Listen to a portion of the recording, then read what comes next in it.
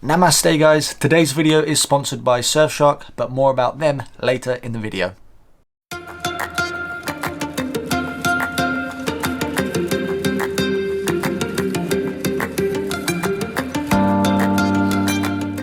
Today's video is going to be a video that hopefully will be quite helpful for a lot of people.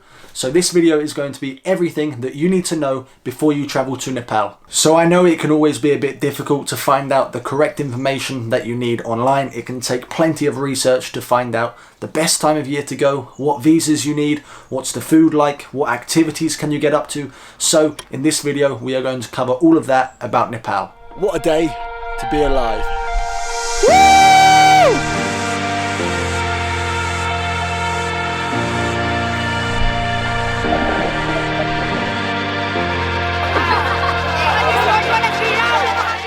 Just to give you guys some information about myself, I was actually traveling in Nepal this year from the months of February to May, had an absolutely incredible time and was there for 4 months doing a variety of things. My last memory is actually getting stuck in the lockdown, but it is what it is. It was still an amazing time, so hopefully I will be able to give you some good information so that you have everything you need to know before you go. So let's jump into it. I think the first thing that most people want to know about any country before they actually arrive or they plan a trip is what is the best time of year to go to Nepal. From all the research that I've done online, the best time of year to go to Nepal is October to December. And the worst time of year to go is June, July and August, because that is when the monsoon rains absolutely come down. Made it back to safety, but drenched. Ay, ay, ay. The rain's got me. It's not going to be much fun because you won't be leaving your hotel very often because you'll be getting absolutely soaked. This is the worst rain I've seen so far. A lot of the trekking and other activities are all sort of suspended while they wait for the monsoon rains to pass by. If anyone's wondering, by the way, why I'm saying Nepal instead of Nepal, because it is actually pronounced N-E-P-A-L, Nepal. So Nepal is like any other country out there. You do need to get a visa. But the great thing is it's very easy to do because when you arrive into Kathmandu airport, you can actually get the visa on arrival, which saves you a lot of stress looking online to try and pre-organize the visa before you actually arrive into the country. So the visa on arrival is really a great perk about going to Nepal. There are 3 main tourist visas that people usually go for, and they are the 15-day visa, the 30-day visa, and the 90-day visa. Myself, I got the 90-day visa because I knew I wanted to stay there for quite a long time and do lots of trekking. That 90-day visa will cost you $125. The 30-day visa will cost you $50 and the 15-day visa will cost you $30. So obviously it completely depends on how long you're looking to stay. If you had just planned to stay in Nepal only for a couple of weeks but then realized actually you want to stay longer and your visa was going to expire, you can go to 2 of the immigration offices. There is one in Kathmandu and one in Pokhara where you can go and easily extend the visa just by filling in a form and, you know, paying a bit of money to cover the rest of the days that you wanted to stay in the country. A few tips that I would give you for when you actually do arrive into Kathmandu to do your visa on arrival is to bring some US dollars in cash, because I stupidly thought there would be an ATM, which there is, but the ATM did not accept my card. So I wasn't able to get cash out, and I also tried to use the card machine maybe 10 times and it didn't work because the signal in the airport isn't very good. So make sure for God's sake that you bring some US dollars with you to get that visa on arrival, because it will save you a lot of time and a lot of hassle, which is what I experienced.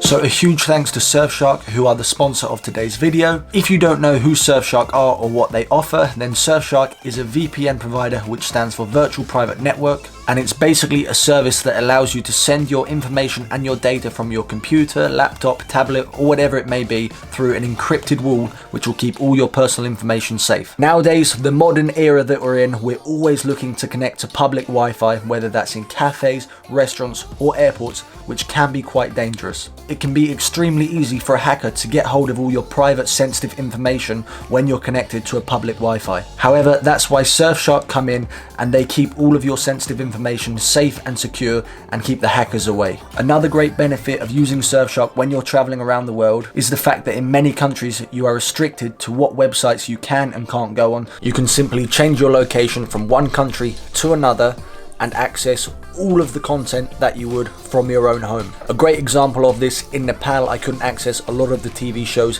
here in England on Netflix, however I could simply change my location to England and have access to everything.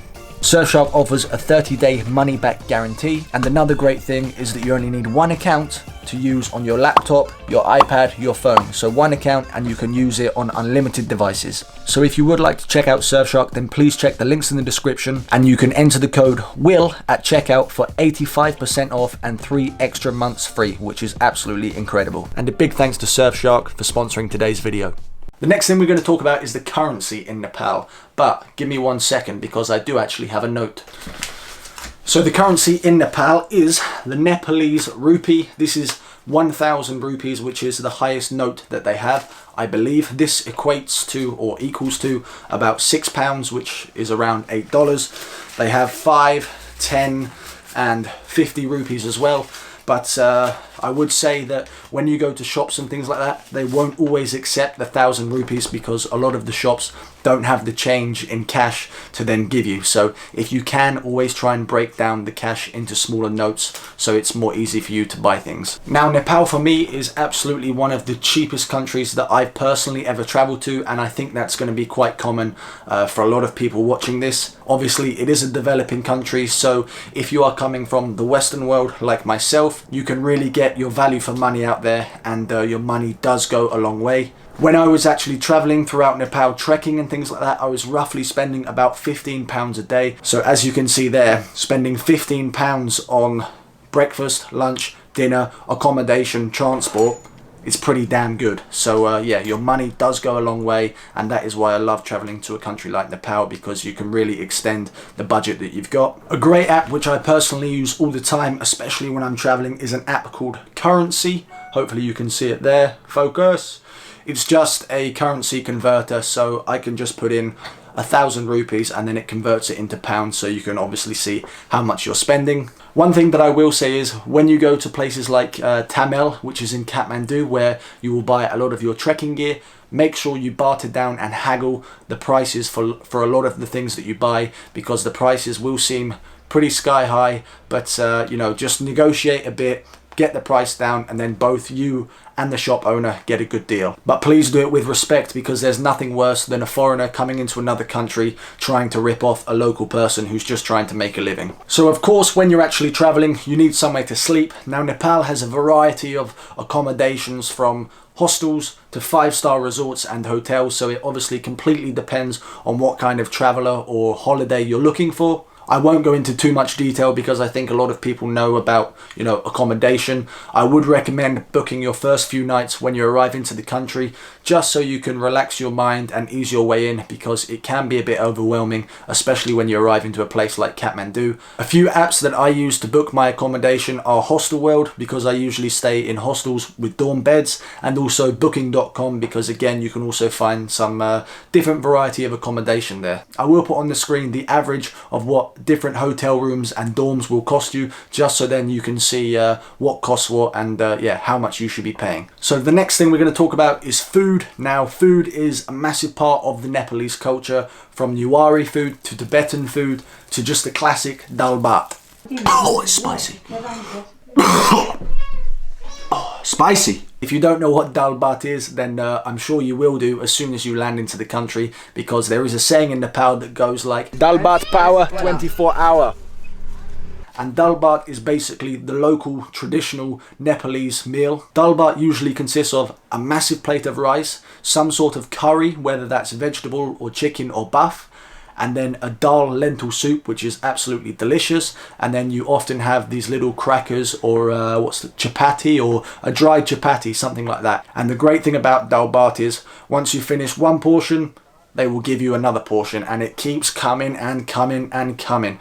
Honestly, the last month in Nepal, I think I put on a lot of weight because yeah, I was eating dal bhat every night, but it's great value for money and it tastes absolutely delicious. One food that I wasn't able to try was the Newari food. Loads of people commented on my videos and sent me messages saying, Will, you have to try Newari food. Now, if you are in Kathmandu, that is the place to try it, so I've heard. So yeah, make sure if you're in Kathmandu, you get some Newari food in your belly. Now, in Nepal, there are so many different places to go to. just aside from trekking. For example, you have places like Kathmandu, which is full of history, or things like Pokhara, which is more nature and beautiful surrounding mountains. And then you also have places like Chitwan, which is a national park. And then if you go west or east, then you get into the really remote places of Nepal where not many tourists go. And then of course you have the incredible mighty Himalayas.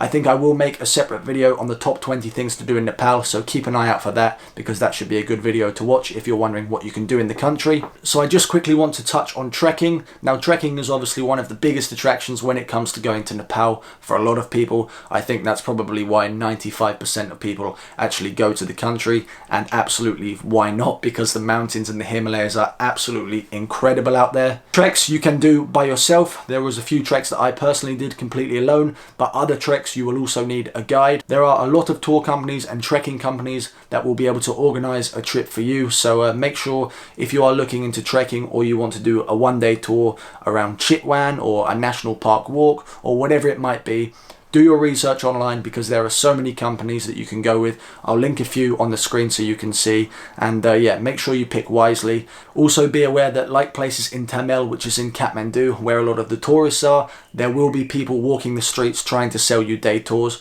Of course you can go with them, but just make sure they're reliable and you know, you can get a good service and have a great time in Nepal. Now, a popular question that I think a lot of people wonder is Nepal safe? And I can wholeheartedly say yes, abso-bloody-lutely. It is one of the safest countries that I've personally ever travelled to. In my top 5 reasons of why you should travel to Nepal, I actually put it in there because I truly believe, male or female, Nepal is an extremely safe country to travel to. The Nepalese people often treat foreigners and travellers almost godlike, because they really respect people that come to their country and you know, appreciate the incredible beauty of Nepal. What is it? Yak shit. Yak shit. Yeah. So moving around the country is one of the most thrilling experiences that you might have, but that depends on the type of bus that you get.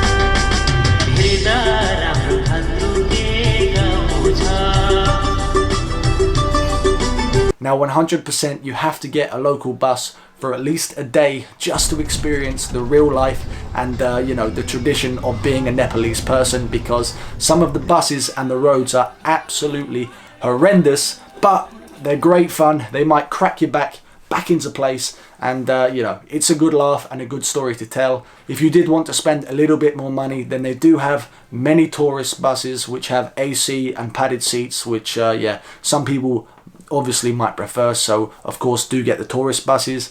Or if you want to go even more privileged and upper class, then you can get taxis or jeeps, which will of course cost you more money. But again, it all depends on kind of what you're looking to get out of your trip. And I find this crazy. I did not know this before I went to Nepal.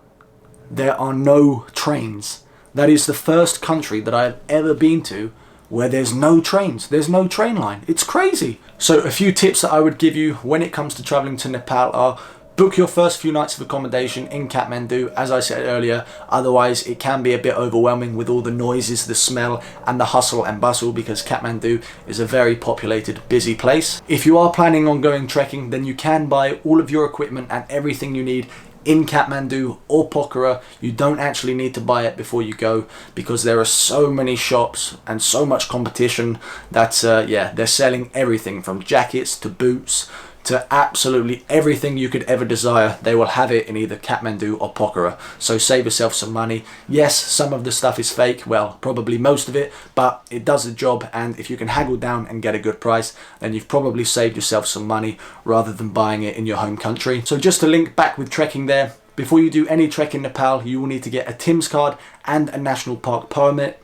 This is absolutely compulsory, and you have to get it. There is one office in Kathmandu and one office in Pokhara that you can get these from. They will cost a varying amount from each trek that you do, but majority of the time it's well worth it. Another tip is altitude sickness is not a joke. So if you do go trekking and you've never done it before and you start to feel AMS, acute mountain sickness, then for God's sake head down. You can of course buy tablets like Diamox tablets, and for God's sake make sure you get travel insurance, because the last thing that you want to do is get helicoptered off the mountain and then potentially pay thousands in hospital bills. So travel insurance absolutely is a must when you go to a country like Nepal. A few other tips is don't drink tap water, because the tap water is not drinkable out there. What I used was a Life Straw blue bottle, which I bought on Amazon for I think around £40. Or what you can do is obviously buy the bottled water, but then that's a complete waste of plastic, and in countries like Nepal they don't have the best recycling service, so you know, I wouldn't recommend that one. Or the other one would be to just buy those water purification tablets, which you can just pop in your water, and then it takes about 30 minutes and then the water is safe to drink. Another very important tip is always bring some toilet paper, because if you go to some of these local toilets or you catch a bus and the bus stops off on the side of the road and there's nowhere to go, you're going to want some toilet paper with you, because it is tradition in Nepal. They just have a bucket and water. That is how they do it. So if you're accustomed to using toilet paper, make sure that you bring your own. When it comes to staying connected and staying online in Nepal, i.e. with your phone or on your laptop, you can buy an Ncell, which is the company that I went with, SIM card from, you know, either of the major cities, and you know, you can stay online and it's pretty cheap. I think it cost me around £10 and I had about 20 gigabytes of data, which lasts me for about a month or even longer, and then you can just recharge that card at most of the shops in Nepal. Okay guys, so hopefully I've covered everything there about Nepal that you would need to know. If I haven't, please do drop a comment in the description below, or send me a message on Instagram, because as I said, I spent a good amount of time there. I have lots of experience, so I'm sure if I've missed anything, then of course I will be able to reply to you guys if you have any questions and let you know that information. I have made many videos of my time actually in Nepal, of travel vlogs, and many separate videos about trekking in Nepal, about what to pack when you go trekking, and I will probably make that video on the top 20 things that you should do in Nepal. So if you need to know anything about Nepal, please do check some of my other videos, because I'm sure some of them will be able to give you some good information so that you're fully prepared for your trip and that you can really look forward to. Thank you so much for watching guys, and I hope you did enjoy today's video. Please give it a like if you did, and subscribe if you are new to the channel, because plenty more travel adventures, travel vlogs, and more videos like this giving you informative information. As always guys, stay safe, stay positive, and I shall catch you in the next one. Peace!